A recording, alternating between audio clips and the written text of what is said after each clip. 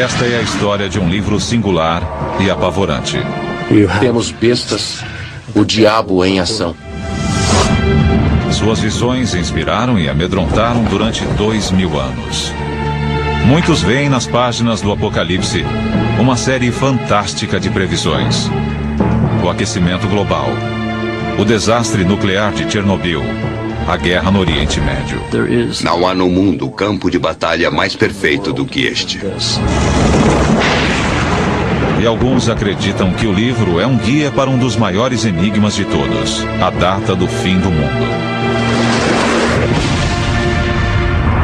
Será que o Apocalipse contém esse segredo? Novos indícios revelaram que a chave do mistério deste último livro da Bíblia está nas areias da atual Turquia, e que o número infame da besta pode não ser 666.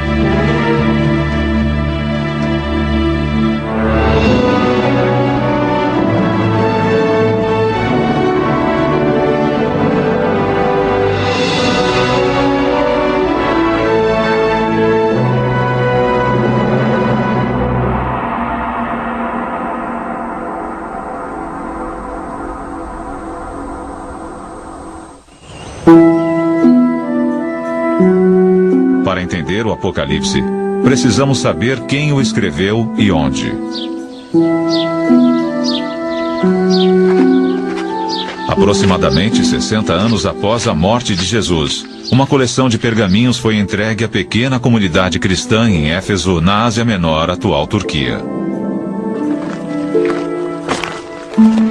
Os pergaminhos continham o que agora é conhecido como o Apocalipse, o livro da Revelação. O nome do autor estava lá: João.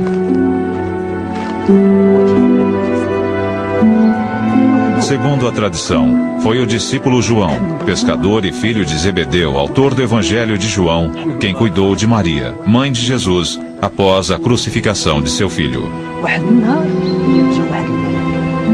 Mas, no livro, João nunca se descreve como discípulo de Jesus. Nem escreve como se o tivesse conhecido.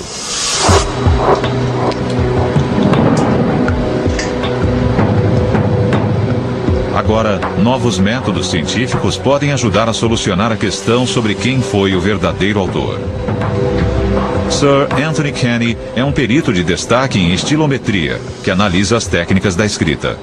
O que mais caracteriza os autores não são aquelas palavras especiais consideradas favoritas, mas a frequência com que usam palavras muito comuns.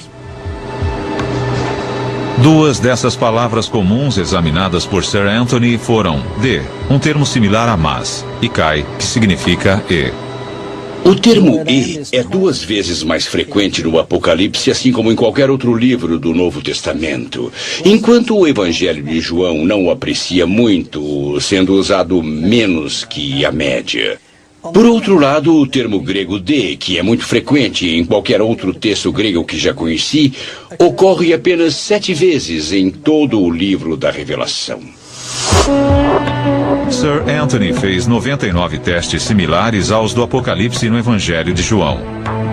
Seus resultados foram conclusivos. Usando uma simples técnica de estatística, consegui reunir esses 99 testes de uma forma em que pude discriminar os textos. E, no final, eu vi que o 4º Evangelho e o Apocalipse eram coisas distintas.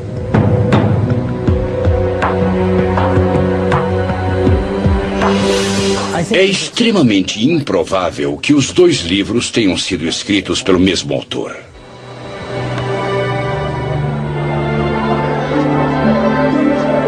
Sendo assim, tudo indica que João, o discípulo, não escreveu o Apocalipse. Greg Carey, perito no assunto, acredita que haja outras pistas no livro que indiquem o seu autor. João se dirige ao seu público de um modo direto. Ele diz: eu, João, seu irmão, como se fosse alguém que os conhecesse e que eles reconheceriam. O Apocalipse começa com uma série de 7 epístolas para igrejas localizadas na Ásia Menor ou no sudoeste da Turquia. Cada epístola é dirigida a uma única igreja, parabenizando-a por suas virtudes ou admoestando-a por suas falhas. Então, conclui-se que João conhecia essas igrejas e havia estado presente nelas. Há uma outra indicação de que João estava escrevendo a uma congregação.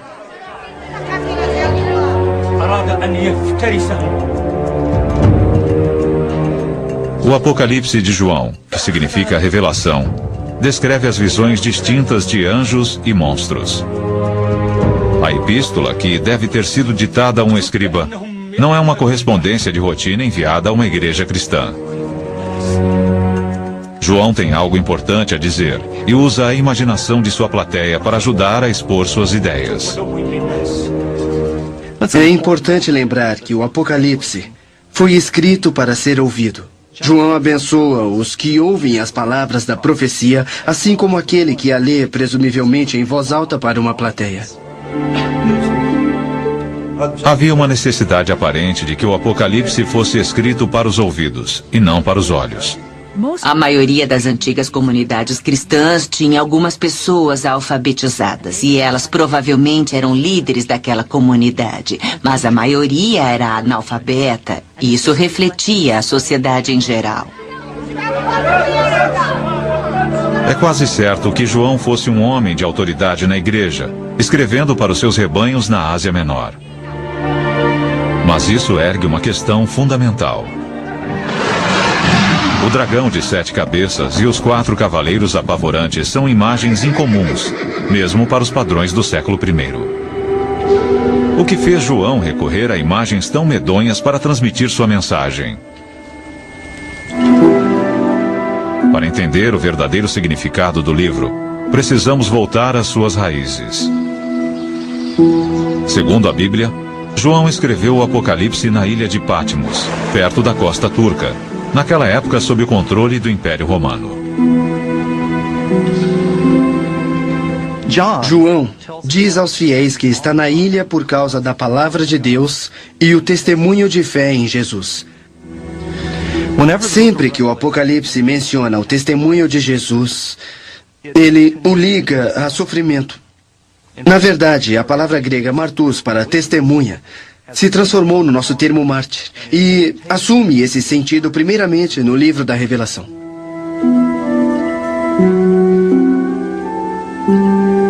Se João estava sofrendo em Patmos, seria ele um prisioneiro dos romanos? Ian Boxall é perito sobre o autor do Apocalipse. Esta é a caverna onde, segundo a tradição, João tem suas visões. Aqui neste lugar é onde ele tradicionalmente apoiava a cabeça. E como não era muito ágil, segurava nisto aqui para se erguer.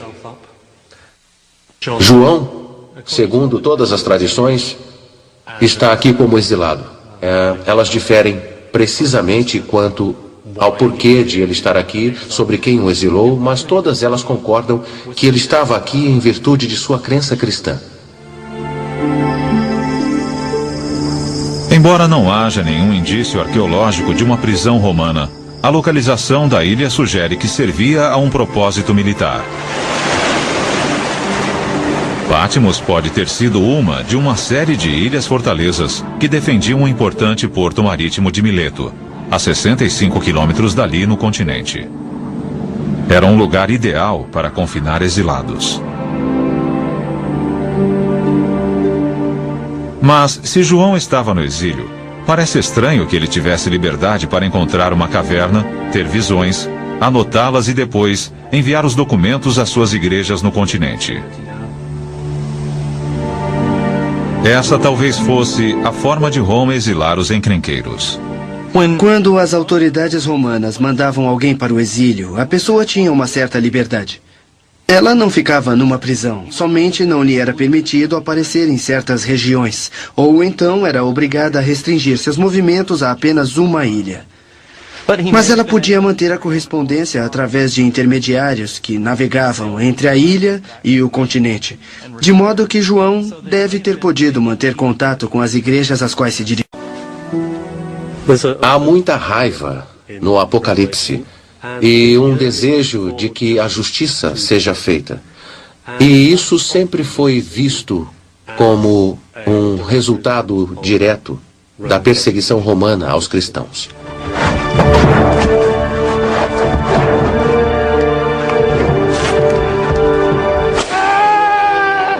Diante disso, João tinha toda a razão de estar revoltado. O fato é que no século I, as autoridades romanas perseguiam sistematicamente os cristãos por todo o império. Acredita-se que a violência começou cerca de 20 anos antes de o Apocalipse ser escrito, sob o reinado do imperador Nero, em 64 d.C. Segundo a tradição, Nero culpava os cristãos pelo incêndio trágico e catastrófico que devastou a cidade naquele ano. Alguns cristãos foram crucificados. Ele usou seus corpos como tochas para iluminar os caminhos até a cidade.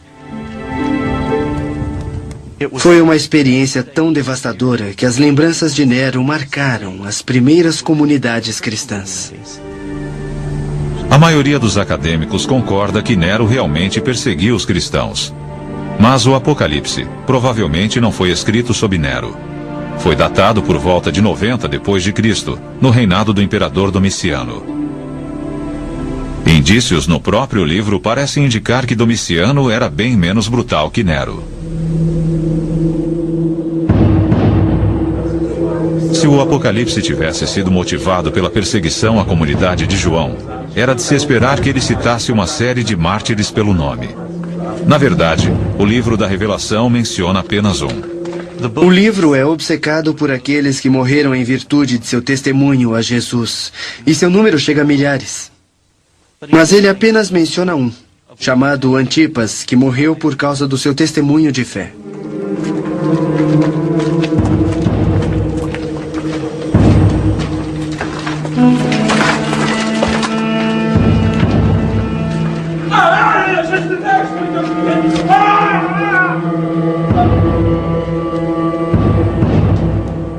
Embora João mencione a morte do mártir Antipas, agora há indícios de que o imperador Domiciano talvez não tenha o sangue de tantos cristãos em suas mãos. Historiadores recentes começam a questionar se Domiciano realmente perseguiu os cristãos e se ele foi de fato um tirano, segundo os relatos de antigos historiadores. Não existem muitas provas quando se começa a investigar esse aspecto.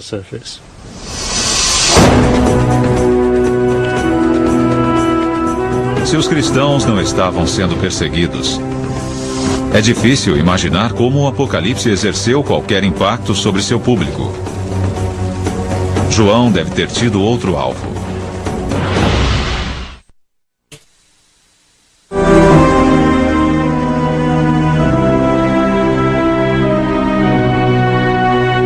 Estas ruínas do século II contêm uma pista vital sobre os motivos que fizeram João escrever o Apocalipse e quanto ao livro realmente conter a chave para o fim do mundo.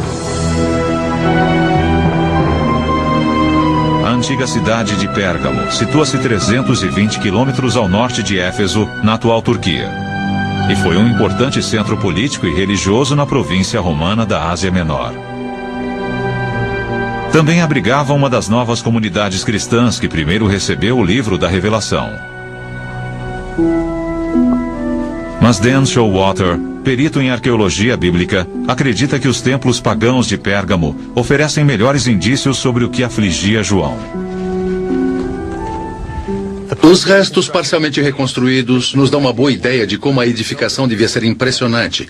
Mas era no pátio em volta do templo que a maior parte da atividade acontecia. Havia sacrifícios num altar em frente ao templo. As pessoas se reuniam, cantavam canções, ofereciam preces e votos. Depois, quando a cerimônia acabava, elas talvez levassem para casa um pouco de carne para complementar a dieta.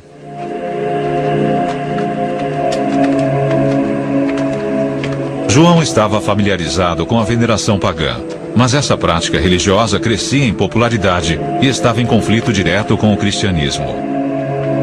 Ela havia começado cerca de 100 anos antes de Domiciano, com a construção de templos a um novo deus, o imperador Augusto.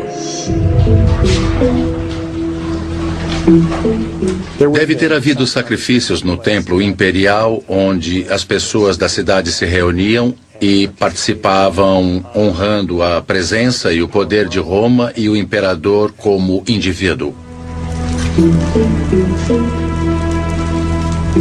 Essa idolatria se espalhou pela Ásia Menor durante todo o século I.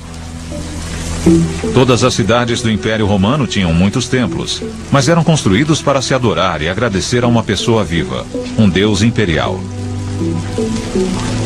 E aqui pode estar a chave para o Apocalipse.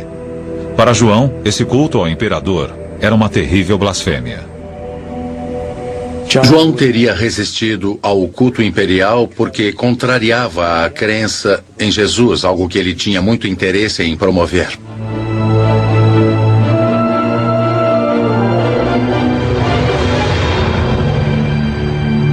Mas o indício mais evidente de que o império, especialmente o culto imperial, era o alvo de João, vem de uma de suas visões mais apavorantes.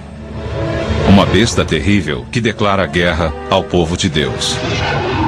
A besta, ele escreve, exige veneração. E isso fornece a primeira pista quanto ao que isso realmente representa. A adoração aos deuses imperiais havia se tornado extremamente popular, a ponto de as pessoas que não participassem serem consideradas como pessoas desleais. Nessa estranha visão, a besta não tinha uma cabeça, mas 7. Na época de João, 7 imperadores haviam governado o império. João nos diz que são 7 reis ou soberanos. E embora os estudiosos discordem quanto ao qual imperador romano essas 7 cabeças representam, elas parecem representar o poder imperial romano. João também associa a besta às 7 colinas. E é claro, a cidade de Roma era conhecida na época, assim como hoje, como a cidade das 7 colinas.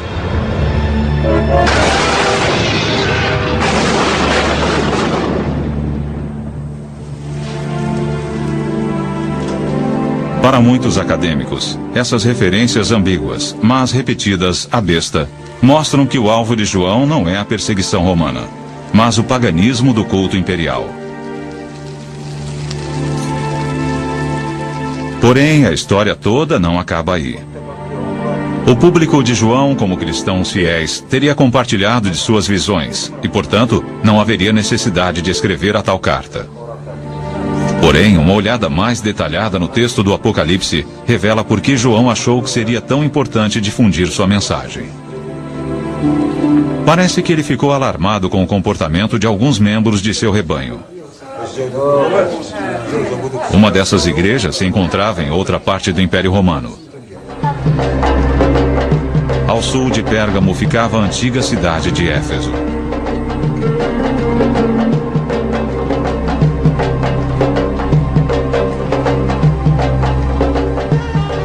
Parado nesta praça, na antiga cidade de Éfeso, é fácil perceber a forma como João a conhecia. As ruas eram cheias de gente e as lojas vendiam muitas coisas. Era uma antiga cidade portuária para onde vinham as pessoas de todo o Mediterrâneo e de mais além para negociar, trocar ideias e às vezes compartilhar religiões. Neste caldeirão cultural mediterrâneo, a igreja cristã era só uma pequena minoria. Um teatro como este acomodava 25 mil pessoas e a comunidade cristã, as igrejas daqui, provavelmente representavam uma porcentagem bem pequena disso. Os cristãos deviam encher apenas algumas fileiras.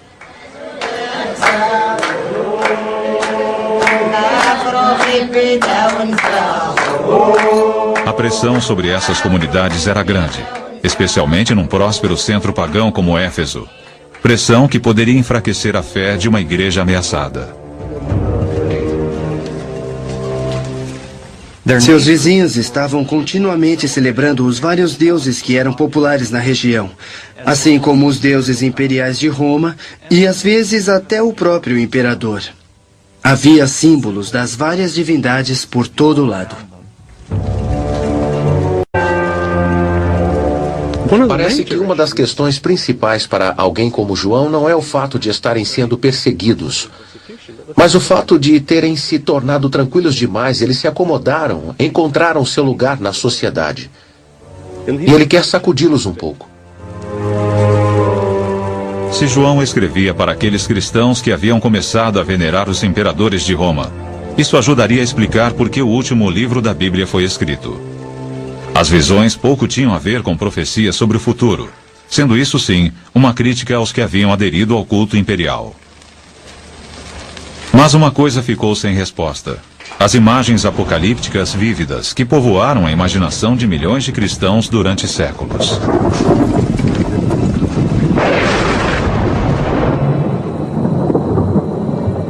Que significado essas visões poderiam ter para as igrejas de João? Talvez pouco tivessem a ver com o culto do imperador divino, e tudo a ver com as visões de um futuro aterrorizante.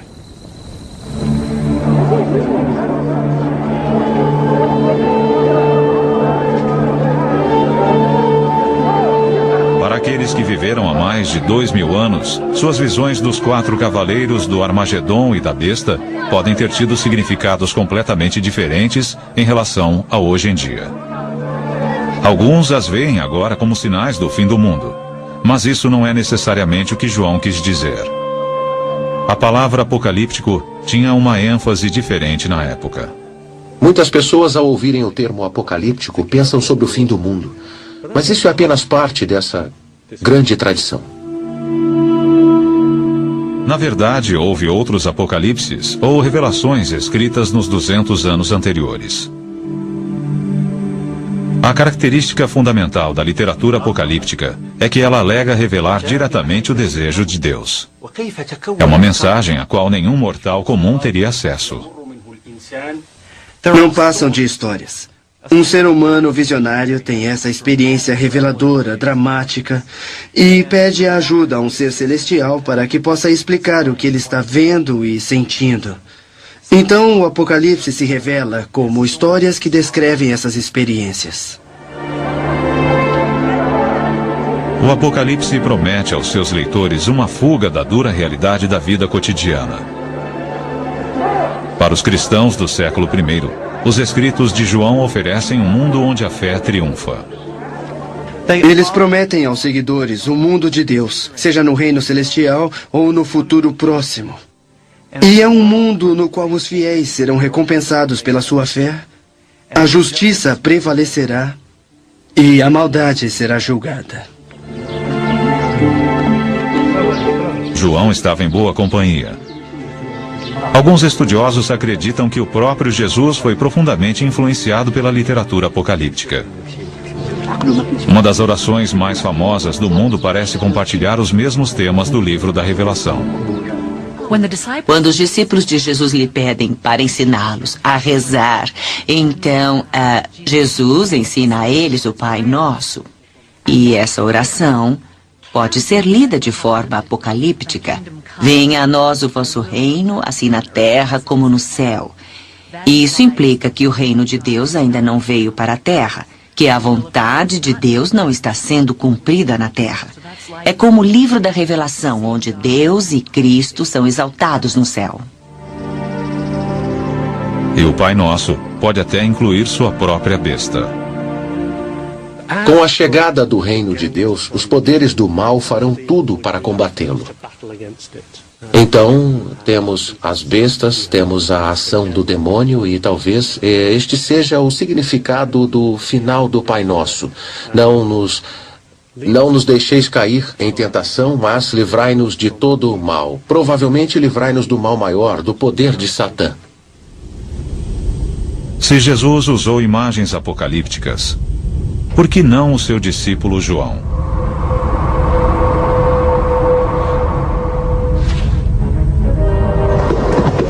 Talvez essa tradição de escrita apocalíptica tenha ajudado a decifrar algumas das visões de João, como os infames 4 cavaleiros do Apocalipse. Esses seres apavorantes aparecem pela primeira vez num texto do Velho Testamento, o livro do profeta Zacarias.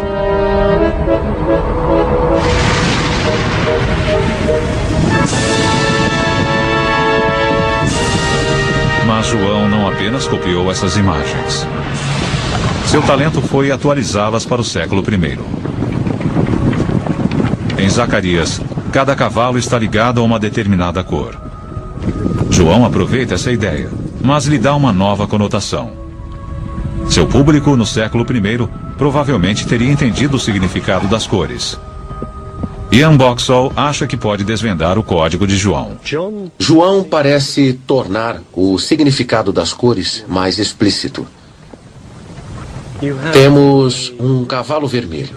Vermelho é a cor do sangue e, segundo a tradição, a cor daquela luxúria idólatra que deu a Roma sua dominância, mas às custas de muito sangue derramado. O cavaleiro sobre o cavalo negro parece simbolizar a fome e o desastre, o resultado da guerra.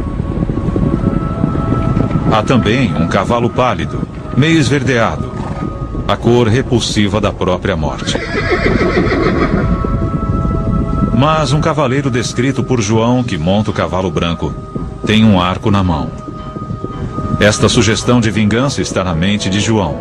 Ele acredita que virá das mãos de um inimigo declarado de Roma. Qualquer cristão comum sabia que o grande inimigo de Roma, a grande ameaça a Roma, no leste, o Império Parteno, tinha uma cavalaria que portava arcos. Os partenos estão a caminho e o resultado será a destruição desse império aparentemente inexpugnável. Mas os 4 cavaleiros não são as únicas imagens apocalípticas do livro. E tão famosa quanto elas é o Armagedon, o campo de batalha onde o Apocalipse diz que as forças do bem e do mal irão guerrear. Indícios arqueológicos mostram que essa imagem também procura evocar o ódio contra os romanos.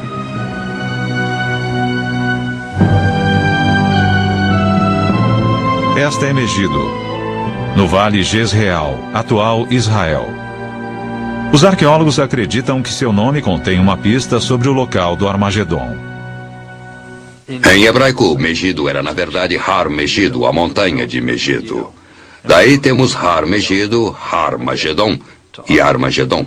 E realmente em algumas das antigas versões do Novo Testamento, escritas em grego, Armagedon tem o som aspirado no início, que significa que era pronunciada com H. Originalmente era Har Magedon, e é muito fácil passar de Har Megido para Har Magedon.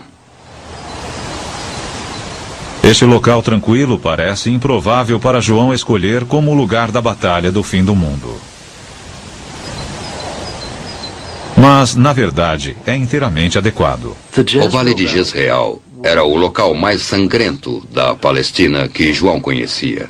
Na época em que ele escreve, no século I depois de Cristo, já havia ocorrido 12 ou 13 batalhas em Megido ou no próprio Vale de Jezreel. Napoleão supostamente teria dito: não há no mundo lugar mais perfeito para uma batalha que este. E ao observarmos esse vale, é fácil acreditar nisso. Os arqueólogos acreditam que também haja uma razão muito prática para João ter escolhido Megido como local da batalha. Naquela época, o lugar servia de base para um dos exércitos mais brutais do leste do Mediterrâneo, a 6ª Legião Romana. Sabemos que os romanos tinham um acampamento aqui, o acampamento da 6ª Legião. Estavam ali para exercer uma tarefa que caracterizou Megido através da história: proteger a área, controlar a passagem e as rotas de comércio. A 6ª Legião era conhecida por sua força e crueldade na batalha. Eles eram implacáveis. Seus soldados tinham uma reputação particularmente ruim entre as legiões romanas.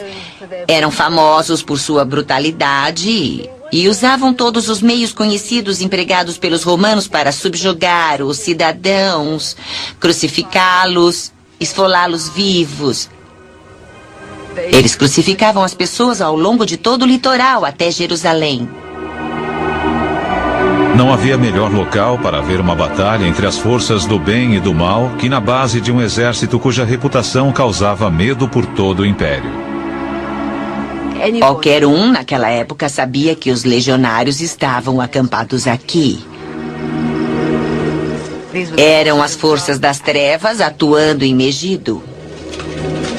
João percebeu que qualquer batalha importante para o controle dessa região ou do mundo teria de envolver Megido. Havia sido essencial nas batalhas anteriores. Segundo seu ponto de vista, não havia motivo para supor que não seria essencial nas batalhas futuras.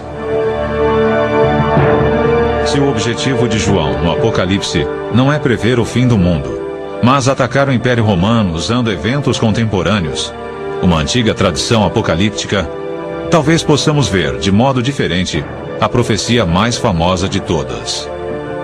666. O número da besta. Se a besta se refere ao imperador, então o que João quis dizer com esse número? O mundo antigo adorava quebra-cabeças. Um truque comum era usar números para disfarçar um nome. Nos alfabetos grego e hebraico, cada letra possuía um número correspondente. Então, se somássemos os valores de todas as letras do nome, obtínhamos um código numérico.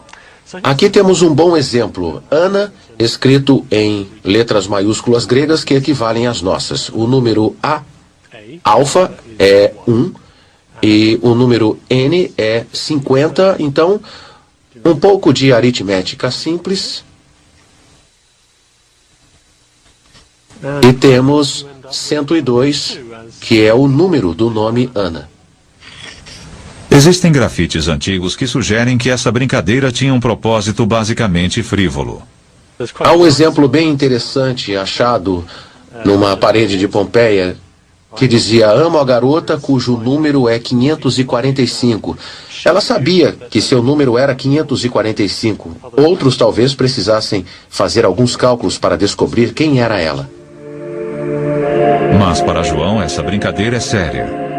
Ele nos dá o quebra-cabeça ao contrário. Ele dá o número e convida seus seguidores a descobrir o nome. Ele escreve no Apocalipse: aquele que tem discernimento vai calcular o número da besta, pois é um número humano. Seu número é 666. Para os historiadores, a resposta parece óbvia. A melhor explicação é que João está pensando no imperador Nero. Se escrevermos o nome Nero César usando o alfabeto hebraico, temos o seguinte: 50, 200, 6, 50, 100, 60 e 200, que após uma rápida aritmética nos dá o número de Nero César. 666 parece ser um antigo código que liga o imperador Nero ao número da besta. Mas uma coleção de documentos recentemente decifrados lançou dúvida quanto ao número 666 ser realmente o número da besta.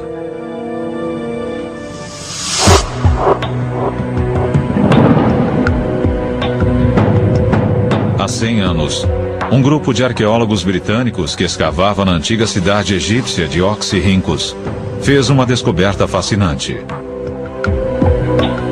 Não um tesouro enterrado, mas papel descartado num monte de lixo com 9 metros de profundidade. Todo esse material foi levado a Oxford, onde desde então tem sido limpo, catalogado e traduzido. Em 1999, um fragmento de papiro foi identificado como sendo um extrato do século III do livro do Apocalipse. Um exame mais cuidadoso revelou que o número mais infame do mundo não era o que parecia. Aqui temos um minúsculo fragmento. Foi escrito por alguém que era um bom escriba, que escrevia de um modo claro para as pessoas, mas também escrevia bem depressa. Aqui temos parte de uma linha onde dizia: aquele que tem discernimento vai calcular o número. E depois 3 letras que representavam um numeral. As letras são Kai, que equivale a 600, Iota, que seria o nosso eu e equivale a 10, e Stigma, no final, equivale a 6. Então, o número aqui, obviamente, é 616. Se o número da besta é 616, então não corresponde a Nero. Isso indica que o verdadeiro alvo de João era outra pessoa. Se aplicarmos as mesmas regras da brincadeira com os números, surge uma outra figura odiada. Outro imperador romano. Calígula foi imperador de 37 a 41. E Calígula, na verdade, era um apelido. Seu nome verdadeiro era Gaio. Se pegarmos o nome Gaio César e trocarmos por letras gregas, teremos Gaius Caesar.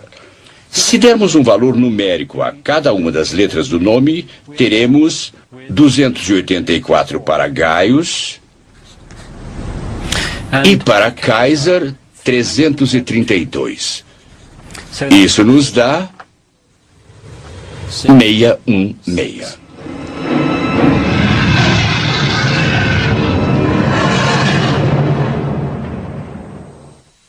A razão pela qual João veria Calígula como a besta reside na decisão controversa tomada pelo imperador durante seu curto reinado. Calígula ordenou que sua estátua fosse colocada no Templo de Jerusalém. Isso era uma blasfêmia para os judeus, porque o templo era dedicado à veneração de seu Deus verdadeiro. É bem possível que isso continuasse a ser inaceitável aos antigos cristãos que tinham uma forte lembrança do gesto de um imperador romano que defendia tudo aquilo que eles achavam inconcebível no poder imperial.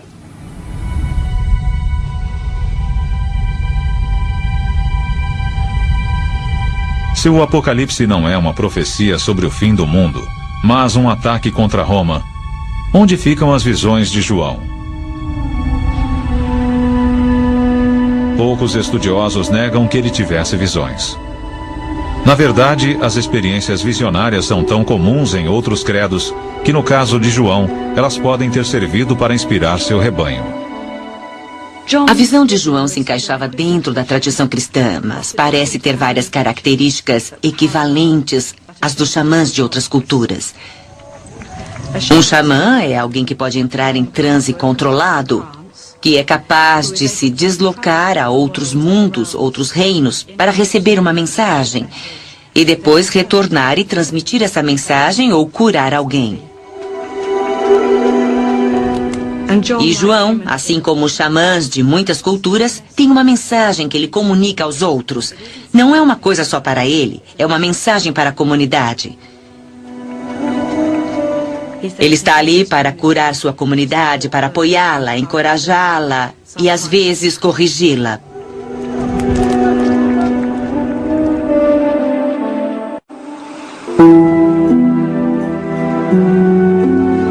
Todos os indícios disponíveis da arqueologia e história recentes sugerem que o livro da Revelação não é uma série de profecias prevendo o fim do mundo. Ao contrário, é uma mensagem urgente para uma plateia do século I, sob o risco de ser seduzida pelo culto imperial romano. Em vez de vermos João nessa ilha, contemplando o futuro sombrio e distante, assim como um clarividente contempla uma bola de cristal, talvez devêssemos vê-lo sentado na ilha contemplando o mar. As 7 igrejas estão do outro lado. Ele tem uma mensagem urgente para elas e quer que a ouçam. Porém, resta uma questão sobre as profecias de João. Se o Apocalipse é simplesmente o ataque de um líder da igreja contra os cristãos decadentes do século I, por que João parece ter um dom excepcional para prever eventos futuros? Seriam eles apenas coincidências ou, segundo algumas pessoas alegam, previsões acuradas sobre o fim do mundo?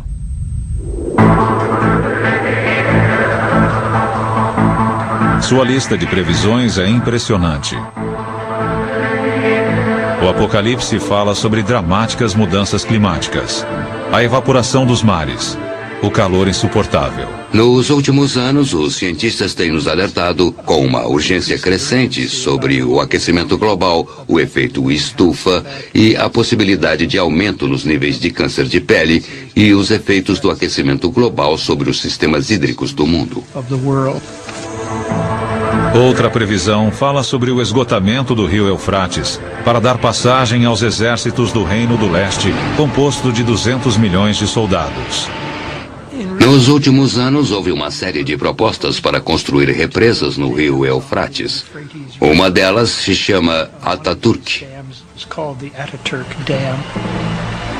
Na época em que os americanos e outros povos estavam muito preocupados com o comunismo chinês, foram feitos estudos sobre o tamanho do poderio militar chinês e algumas estimativas chegaram a 200 milhões de homens.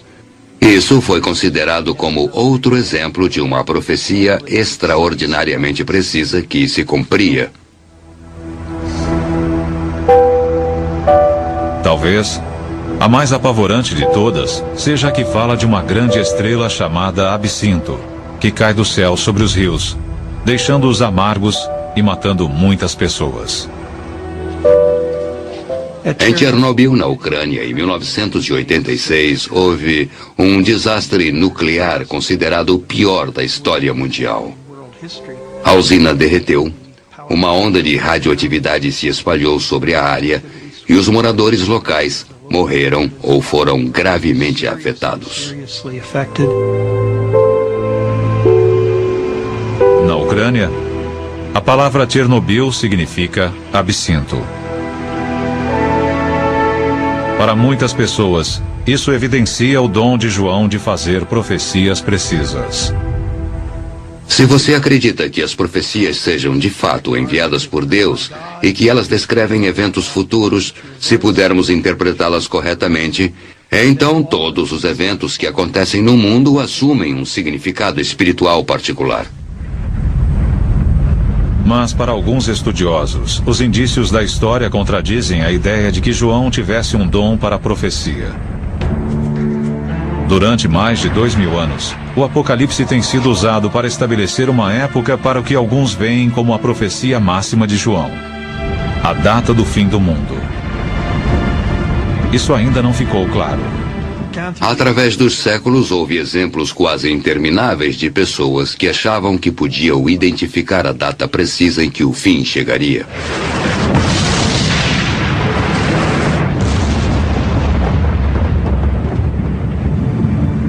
No ano 1000, na Europa, no século XIX, em 1843, 1844, no ano 1666, 1987 e no ano 2000, é claro.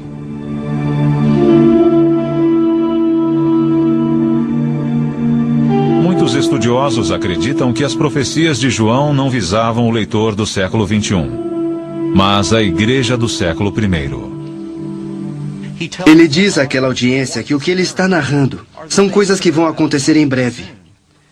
Essa alegação ocorre logo no começo do livro, no primeiro verso, e também no último capítulo. Ele acreditava estar vivendo nos momentos decisivos da história.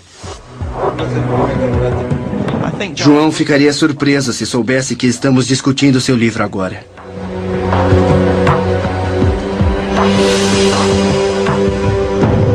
Embora pareça que o livro da Revelação não seja uma visão sobre o fim do mundo, como muitos esperavam e talvez muitos mais temessem, uma das profecias de João pode ter se realizado.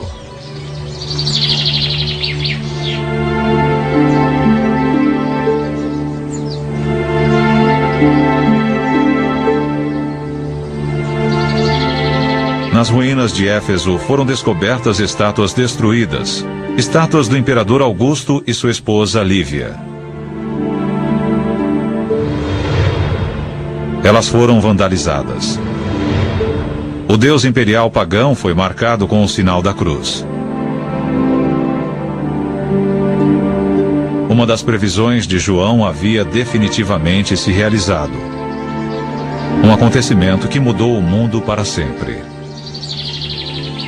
No início do século IV, o imperador Constantino decide que essa política de tentar erradicar a igreja não ia funcionar e declara então o cristianismo religião oficial do império. A partir daí, a igreja continua a crescer e a se desenvolver até que, por volta do final do século IV, ela se torna a força dominante dentro do império. A visão de João de que o Império Romano cairia, a besta seria derrotada e a Igreja de Deus triunfaria, realmente se concretizou.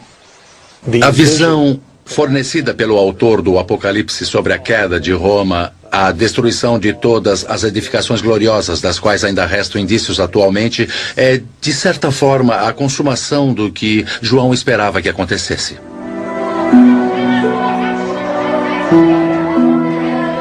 João de Patmos, o exilado enraivecido, pode não ter previsto apenas o fim do Império Pagão. Ele pode ter desempenhado um papel na sua queda, ao dar aos cristãos a coragem para fazer com que isso acontecesse. Se as igrejas tivessem sido seduzidas pela glória que Roma oferecia, é bem provável que não tivessem sobrevivido. Não há razão para achar que um pequeno grupo minoritário conseguisse perseverar se não tivesse fé para enfrentar e resistir às tentações e às ameaças que o império usou contra ele.